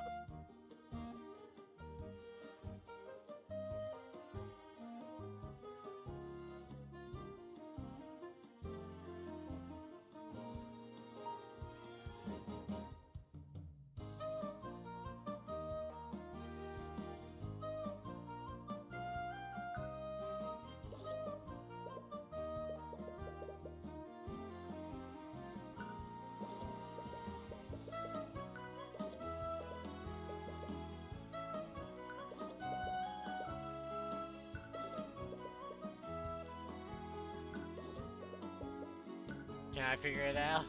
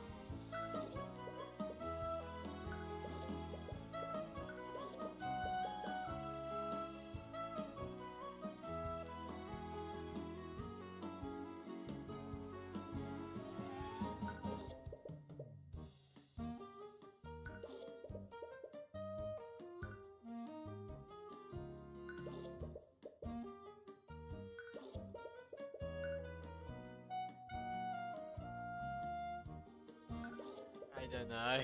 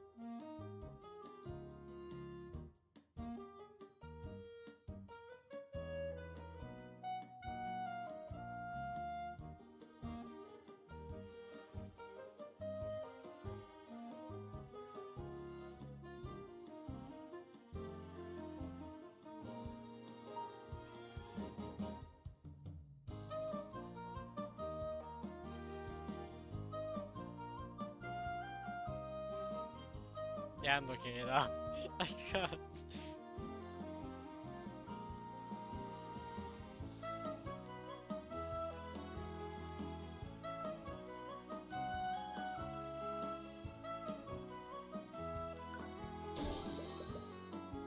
Calm down, Miss Aeneas. Not all necromancy spells relate to the undead. Healing spells are also from the school of necromancy. Healing spells? Oh, it was from that time she healed that cat. She? That implies she knows a mage who studies healing magic. Could that person be a student here? Sorry, I just remember this. Huh. So there's something else I have to do. I'll be right back. Hey, come back here! She ran away again. I can catch her! There's no way she can outrun me! No, the Inquisition is still stationed around that surrounding area. They'll probably intervene if we start harassing one of the witnesses. That's true. If we weren't able to learn anything... Actually, I did learn one thing. She has a friend who casts a healing spell on her. Really? How did you figure that out? Good deductive reasoning. Wow. Well, healing magic is also a form of necromancy, right? I guess that explains the trace on her. It's a good thing we know Wallace. Otherwise, we might have thought that necromancy was trying to kill her. Wait a minute. That's it. What? Did you figure something out? This whole time, we've been wondering why there's a trace of necromancy on the body. Is it because someone attacked Bellwether with a necromancy spell? Is it because someone used necromancy in an attempt to heal her? Oh, I see. It doesn't matter what type of necromancy spell someone uses. Spells from the same school leads to the same type of traces. It's not just that. The body clearly has blood on it. What would happen if someone used a healing spell on a wounded body? It would close all of that body's wound. In other words, it would remove any cuts or bruises. Well, interrogating Valentina may have been a dead end, but it still gave us what we need to win this case. I'm not just sure that was a dead end. What do you mean? It's not that suspicious that she asked someone to heal her if she injured herself. But if it's only that, then why would she go to so much trouble to hide it? It's too coincidental. The wounds on the body were healed by an unknown person. And the person who found the body is hiding the identity of the healer. They have to be the same person. I guess that makes sense. So, what do we do now? Valentina is definitely onto us.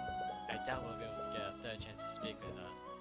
Hopefully, what we have now is enough to acquaint Wallace. You've done everything you can. Use what you learned to poke holes in the prosecution's case. And if that doesn't work, you could grab Valentina onto the witness stand and pull the truth out of her. You just hope what she's hiding is enough to acquaint Wallace. Oh, we're still going. Okay, we're still going just a little more. I demand to know why you're still holding onto my rapier. It's a precious family heirloom. I want it back.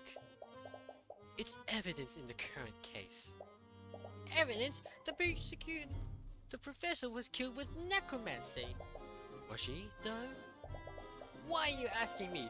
You're the one who is investigating this. I suppose it doesn't matter. Just know that I'll bring her murderer to justice. No matter who it may be. Who is this brat? Is she the killer? Yeah, that would be kind of annoying. Not because, like, you know, she's annoying, but just, like, it feels obvious. Alright, I'm actually gonna be finishing up here, so...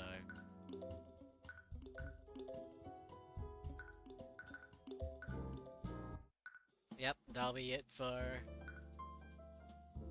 now. I'll be continuing this another day. Gee me. Next stream, Duck Life 9. It's gonna be Duck Life 9. Duck Life 9 forever and ever.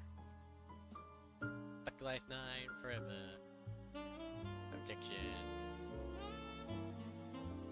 So yeah, that'll be it for today. Have a good night and be safe.